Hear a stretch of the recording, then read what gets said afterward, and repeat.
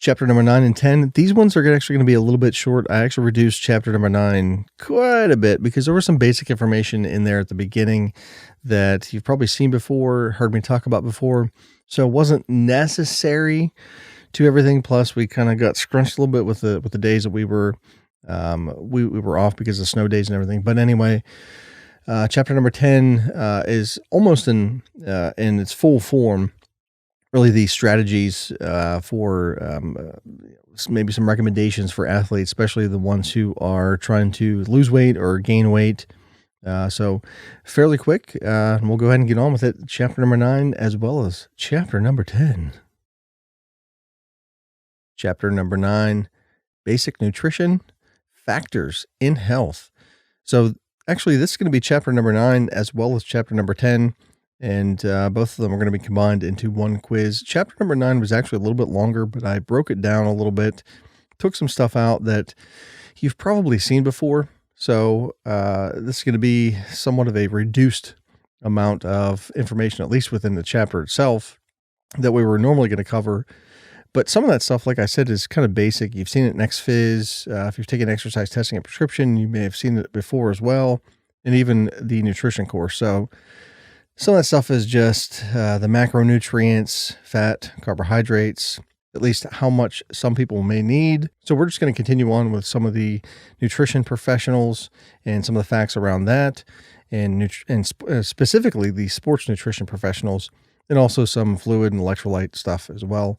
And we'll get into some of the fluid balance stuff and also weight loss in chapter number 10. So continuing on. So the role of sports nutrition professionals.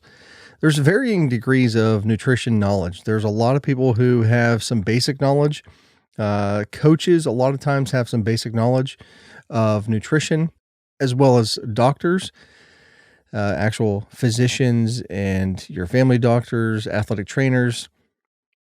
But keep in mind that some of these individuals may not have the schooling, the internships, the experience with a lot of nutrition and nutritional practices, especially with athletes. They're going to have some good knowledge, but it's not necessarily going to be top level. So we're talking about dietitians, somebody who has a registered dietitian certification. They may have a doctorate in nutrition as well. Athletes with complex nutrition issues should be referred to a team physician or sports dietitian. Most of the time, that team physician is going to have some advanced knowledge of the diet that they may or may not need. And also a sports dietitian, somebody who's actually certified in dietetics within the sports arena. So a sports dietitian then is somebody who is a registered dietitian, but they have a specific education that's actually geared more towards athletes and for people who are more active. Some of the responsibilities of this registered dietitian, or RD, is they need to translate the latest scientific evidence into practical sports nutrition recommendations. So not stuff that we've known or that we thought we knew 20 years ago or 30 years ago or even 50 years ago. So the latest scientific evidence of what the athletes need to put into their bodies, how much of a certain nutrient they may or may not need, how much fluid they may need, some of the electrolyte stuff. And they'll do this a lot of different ways. First off, they'll assess and analyze the dietary practices that the athlete may or may be partaking in right now, following them around, maybe getting a 24-hour diet recall, maybe getting a 7-day diet recall, nutritional history, a whole bunch of stuff there to just determine what are they putting into their bodies. Also looking at body composition, that's kind of a big component there, especially with athletes. And also energy balances of the athletes themselves. And some of that goes back to the nutritional dietary recall and trying to figure out how many calories they're bringing into their bodies, and also determining how many calories are they expending during the training as well as practice. From this, they should be able to find some sort of personalized meal and snack plans. And this is going to help to promote the short as well as the long-term goals of the performance, but also the good health. That's going to be the number one goal, is overall health of the athlete or of the individual. Doesn't necessarily need to be an athlete. They can just be an active individual, but performance should go along with that as well. And one of the big topics you get into in athletics is hydration, fluids, and electrolytes. There's a multi-billion-dollar industry surrounding this. Gatorade, Powerade, even chocolate milk, actually, strangely enough. And that goes a little bit more into the long distance running, more of a recovery type of drink. But to start the exercise, the athlete or really anybody who's starting some sort of exercise should be starting in a hydrated state. So pre-hydrating, getting fluids in, water, some electrolytes as well, several hours before the exercise. That helps to allow for the fluid to actually absorb into the body. And also, if there's any fluid that's going to be excreted in the urine, we can get that out as well. So we are in this, what's known as hydrated state. This should be somewhat obvious, but try to avoid dehydration during exercise. Anytime you're training an athlete and giving them recommendations for fluid balance, telling them that, hey, if you are sweating and it's pretty much more than a half hour, you're going to be at a risk for dehydration. You need to start drinking fluids not only before exercise, but also incorporate it into the exercise itself. So during the exercise for adults, there should be an individualized hydration program. And some of this in the bullet point down below here. A good rule of thumb is that athletes should consume about 1.5 liters of water for every kilogram of body weight that's lost during the exercise. So especially during prolonged hot weather activity, and especially if it's really humid as well, they should be consuming a sports drink. And that sports drink is going to be concentrated with a little bit more sodium, potassium, and also some carbohydrates in there as well. The carbohydrates are going to be for replenishing some of the glycogen stores, but also for immediate fuel. And the sodium, potassium are going to be lost within the sweat. So during the exercise itself. So replenishing some of those electrolytes are going to help to avoid some cramping and also to help to conserve some of the water as well. All right, that was chapter number 9. It was kind of a short one. So moving on to chapter number 10, nutrition strategies for maximizing the performance. So looking at pre-competition, during the event, as well as the post-competition nutrition. So prior to the competition, that meal, it should help to maintain hydration. There's going to be a lot of different nutrients in there, and some of them are going to be those electrolytes as well. But also it's going to help to provide some carbohydrates to maximize some of the blood glucose that is going to be floating around so that we can use for immediate fuel, as well as the maximizing or trying to maximize the glycogen levels within the body as well. This also helps to keep hunger pangs at bay. If you've ever skipped meals and then went to work out or had a game, sometimes you can kind of get, well, not only some cramping and maybe some dehydration, but you start getting some of those hunger pains and you start having some noises coming from the gut that are a little bit embarrassing at times if you're in a quiet room. But those are indicative of just not getting enough food. The body is literally starving for food. I mean, you're not necessarily starving in a dangerous state, but your body wants that fuel. So minimizing some of the GI issues that could come about. Try some foods in practice first or before practice. Don't try them right before the game. Quick little story. You know how I love my stories, right? Quick little story. One time before a football game, I always had a really tough time with just getting, I don't know, it was probably more anxiety than anything. And I would vomit before basically every practice and every football game for whatever reason. Once I got it out, I was fine. So I would try a whole bunch of different stuff. And I would, for some reason, I don't know why, but I would always try something different before a game. I don't know why I did that, but a couple of times I tried Pepto-Bismol. I tried, I think Mylanta. I don't know. There was a couple other GI kind of soothing things, drugs or whatever I tried, but didn't quite work out so well. The other thing I tried was, we used to make these sandwiches. They weren't really sandwiches. It was basically just bread, put a little bit of butter on it, and then sprinkle a little bit of sugar on it. So it gave you kind of a little bit of a boost in glucose, and it was good for young, active individuals. but didn't sit so well on the stomach, especially when you're starting to do calisthenics and warm up for football and it's hot out. And so try it before practice first and see if it works. Find out what works the best. When the meal was closer in time to the start of the game, try to consume some smaller amounts of it. Once you start getting a lot of food in there and then start exercising almost immediately, that tends to stay there. So trying to recommend to an athlete or somebody who is exercising to eat smaller amounts of food before the exercise if it gets closer and closer to the time of the exercise. Just so there's less there that needs to be digested and get into the small intestine, because once it gets into the small intestine, it should be okay, but it still should give a little bit more time and more efficiency of getting absorbed. If there's just a lot of food sitting in there, you're going to feel a little bit of bloating and maybe some stomach cramps as well, especially with high fat and high fiber foods. So some things to keep in mind there. And some strategies for altering body composition. One of the big ones is weight gain, somebody who wants to actually gain some weight. A lot of times we actually think of people who want to lose weight, but there's also a certain set of people who need to gain some weight as well. For whatever reason, maybe it's certain weight classes.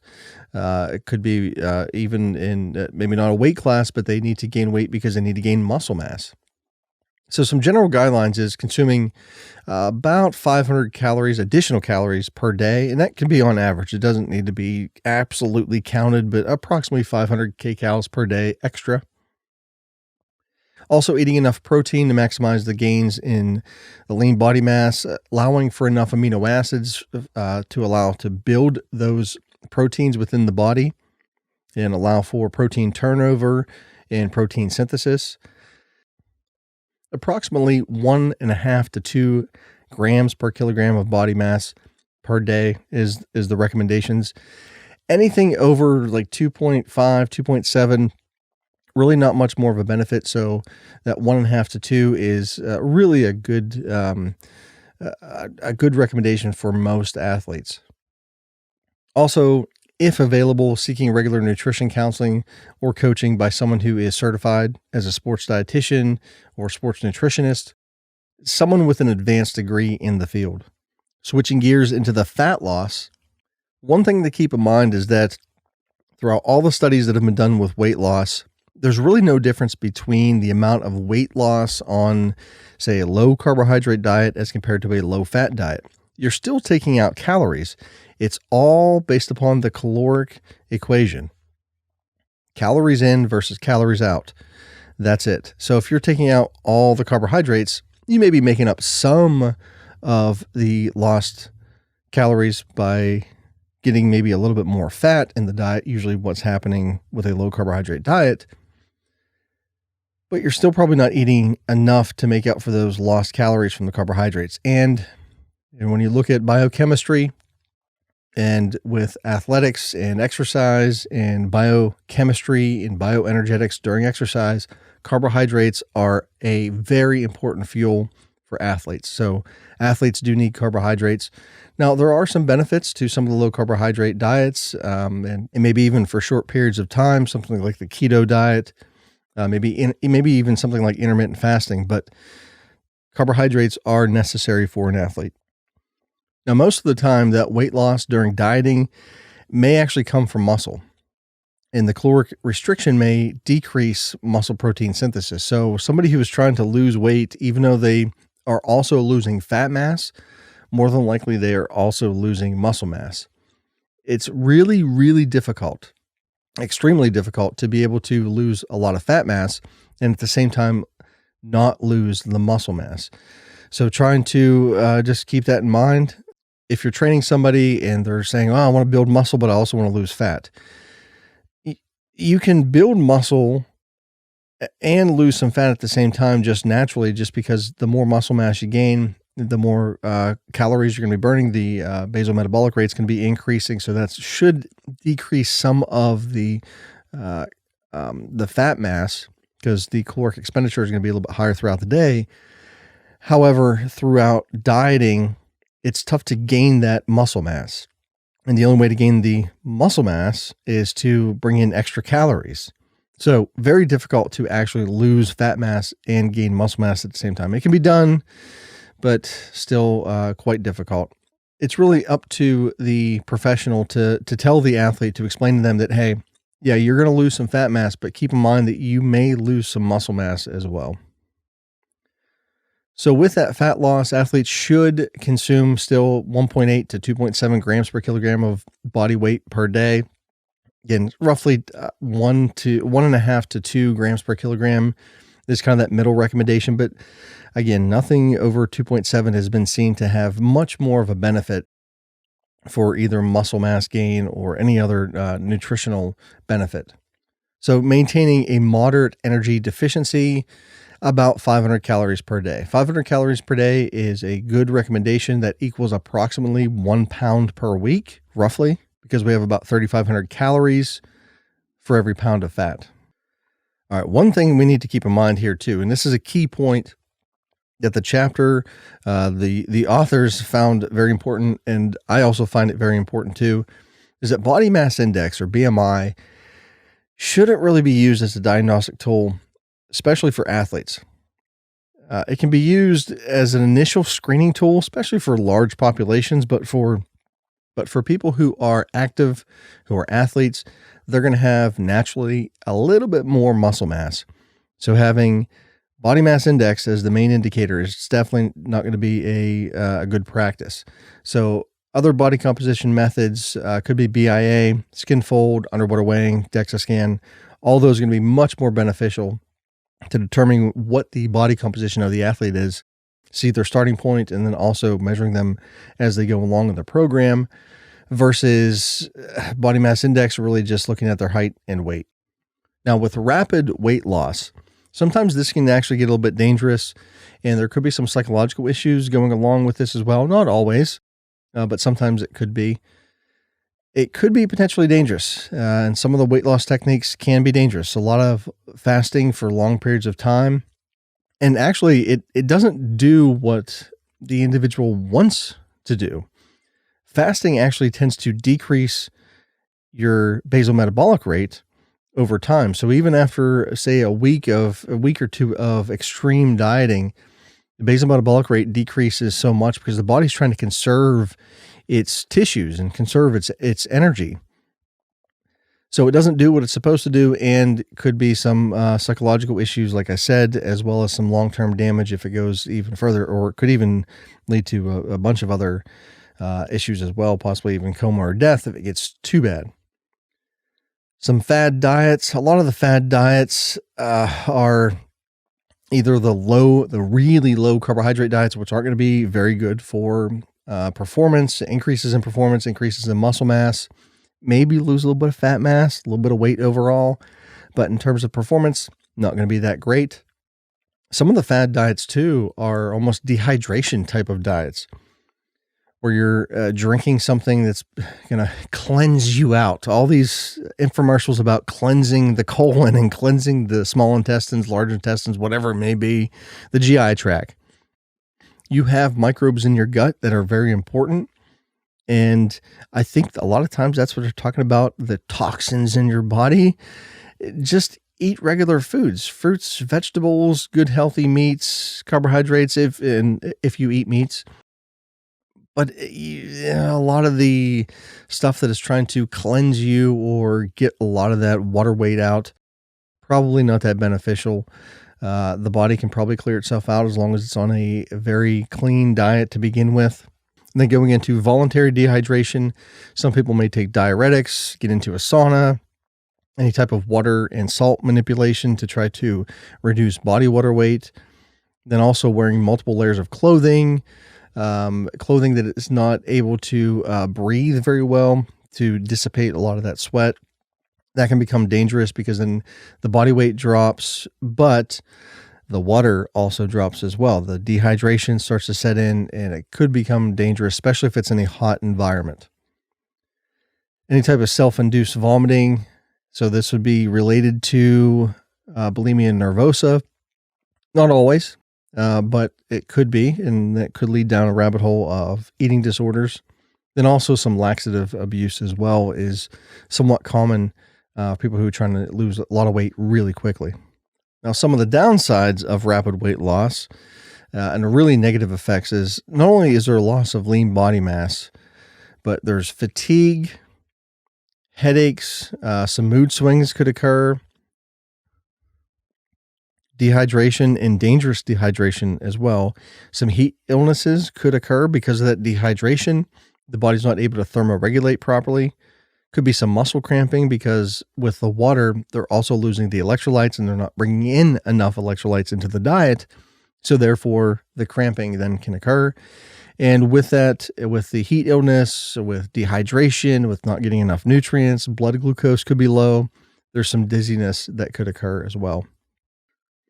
Some other side effects of it, suppressed immune system. So they tend to get sick a little bit easier. Some hormonal imbalances, the reduced muscle strength. And a lot of that is because they don't have the fuel to properly contract the muscles. The muscle mass could also be decreasing. There's a decrease in plasma and blood volume, and that's just related to the dehydration state. So the oxygen carrying capacity is reduced because the blood is a little bit more sludgy. There's low blood pressure, which can possibly cause some issues, cardiovascular issues, or actually a lot of times more related to the low blood pressure, just kind of feeling faint, feeling fatigue, feeling faint. I don't know if I ever felt, I feel faint, feeling like you're going to faint, just kind of a nausea almost, just kind of lightheadedness. And then also some electrolyte imbalances, and it can lead to the cramping. If it's really long-term, possibly kidney failure and some diuretic abuses going along with that. In the extreme cases, if it's really long-term and it's really severe and really trying to lose a lot of weight at one time in a short period of time, usually massive dehydration, low caloric intake, death could possibly occur. All right, that was chapter number 9, as well as number 10, the 2 nutrition chapters. So fairly short, but some recommendations you can give to athletes if you're training them. So if you have any questions, well, hopefully I've answered them. If not, go ahead and contact me and I will see you in a second. Chapter number 9.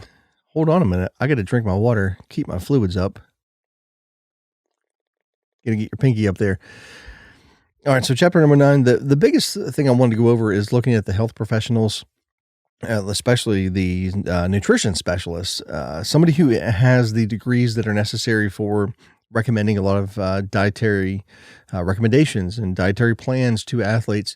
Sports dietitians, they're likely going to have a RD or registered dietitian certification. They've gone through the schooling, gone through the internship, the practical experience, all that stuff, and they are they studied a lot more with athletes, active people, with the sports nutrition side of things. You really want to find somebody who's a sports dietitian. More likely, they are going to have the certification that is necessary. Then also, what else do we look at? Some of the responsibilities of them. So they're going to come up with the plans. They know how to take the body composition, the right ones. We've seen in chapter number 10. One of the key points there was body mass index is definitely not a good thing to be doing for athletes because they're going to have a little bit more muscle mass. They're going to be more dense, essentially. And the height weight ratio thing is just not going to pan out real well in terms of what they may actually be. They may be totally fit. They may have a 6-pack, but their BMI says that they're obese. So for athletes, most of the time, it's not going to work so well. Other ways of body composition are going to be much, much better. The fluid and electrolyte balance stuff, just making sure that the athlete is hydrated and has enough electrolytes before the exercise. So hydration, so normal hydration beforehand, as well as keeping up with it during the exercise. And then also one thing we didn't get into is after the exercise, replenishing the water, continuing to drink afterward, drink water, electrolytes as well, and replenish some of those electrolytes that were lost during the exercise. For some of the nutrition strategies, maximizing performance, chapter number 10, The pre-competition meal, again, I told the story of me eating some weird stuff or taking some weird stuff beforehand. A couple of them were actually kind of more soothing, like GI soothing type of stuff. I should have tried that during practice. Wasn't very nice during the game, or at least before the game.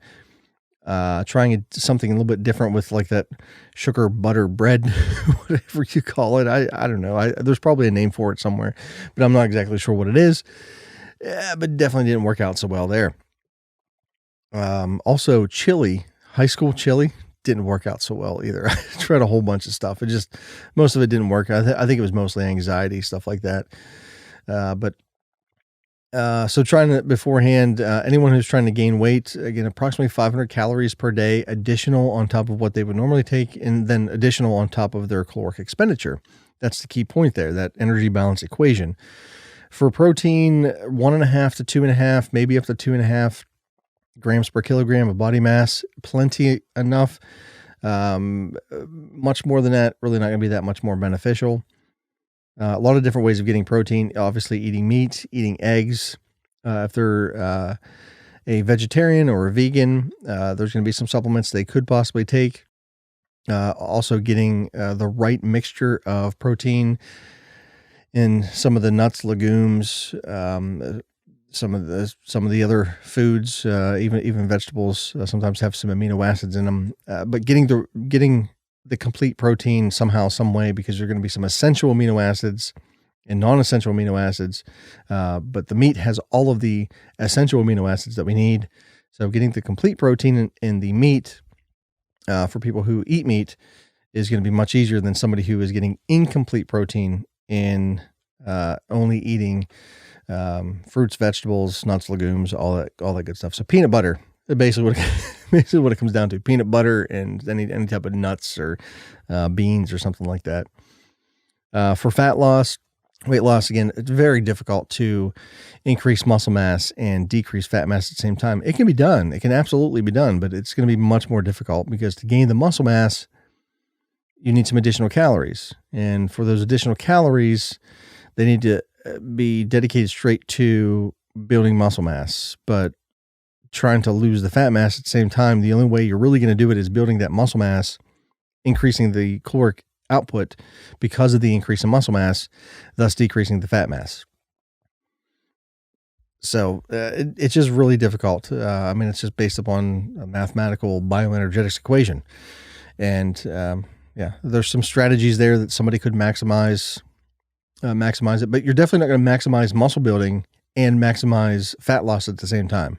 That can't happen. You could do maybe a little bit of both, but not full amount of both. So, and then with extreme weight loss, fasting, fad diets, a lot of the fad diets are just absolute garbage. I'll just be honest with you. I've tried some of them with someone who's over their lifetime has somewhat struggled with their weight at times. I've just found that eating somewhat of a well-balanced diet, sometimes it gets a little bit rough, especially in quarantine over the past years. It got a little bit more, but having a somewhat well-balanced diet is going to be more appropriate to healthy living as well as performance gains. Simple as that. The fad diets, a lot of times, just that's what they are. They're fad diets. They're a quote unquote quick fix. Sometimes they can be dangerous as well, especially with the ones that maybe involve some sort of dehydration state or drinking something that's going to detoxify your organs, man, your large intestines. Oh, it's going to be so great. Man, some of that stuff, it makes me laugh. It's funny. Funny, kind of. It's kind of sad too, but anyway. And then we went into some of the bad things that could happen with rapid weight loss, mood swings, and loss of the body mass itself, fatigue, headaches, nausea. Could be some induced vomiting in there that is going to be causing even more dehydration and more or less nutrients actually getting into the body itself because it doesn't get into the small intestines then to get absorbed. Could be some heat heat illnesses that develop because of the dehydration, some cramping certainly going to occur, hormonal imbalances, loss of muscle strength, just a whole bunch of stuff. Bad things could possibly happen. And if it gets severe enough, could lead into, in the extreme cases, death, depending upon how bad it is. So that was chapter number 9 and 10. Again, fairly short ones. So if you have any questions, any concerns, anything, just leave the comments down below. If not, I thank you. Thank you for a good semester. And yeah, get back to me, questions, comments, anything like that. And take care.